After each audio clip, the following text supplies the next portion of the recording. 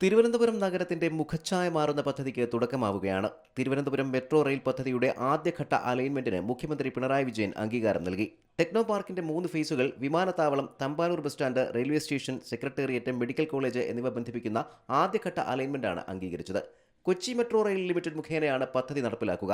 പാപ്പനംകോട് നിന്ന് ആരംഭിച്ച് കിള്ളിപ്പാലം, പാളയം, Sreekaryam, Kazhakkoottam, techno park, Kochuveli, വിമാനത്താവളം വഴി ഈഞ്ചക്കലിൽ അവസാനിക്കും.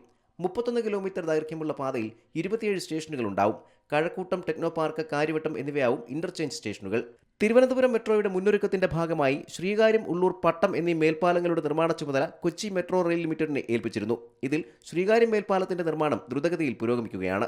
പദ്ധതിയുടെ ആദ്യഘട്ട അലൈൻമെന്റിന് അംഗീകാരം ലഭിച്ചതിന് പിന്നാലെ DPR തയ്യാറാക്കാനുള്ള നടപടികളിലേക്ക് കടക്കുകയാണ് Kochi metro rail limited. KMRL തയ്യാറാക്കുന്ന പദ്ധതി രേഖ പ്രകാരമായിരിക്കും കേരളം അനുമതിക്കായി കേന്ദ്രത്തെ സമീപിക്കുക. കേന്ദ്ര അനുമതി ലഭിക്കുമെന്ന പ്രതീക്ഷയിലാണ് സംസ്ഥാന സർക്കാർ. അതേസമയം തെരഞ്ഞെടുപ്പ് അടുത്തിരിക്കെ നടത്തിയ പ്രഖ്യാപനം തട്ടിപ്പാണെന്നാണ് പ്രതിപക്ഷ ആരോപണം. C Malayalam news, Thiruvananthapuram. ഏറ്റവും പുതിയ വാർത്തകളും വിശേഷങ്ങളും വിരൽത്തുമ്പിലറിയാൻ സി മലയാളം ന്യൂസ് എല്ലാ ഡിജിറ്റൽ പ്ലാറ്റ്ഫോമുകളിലും ലഭ്യം.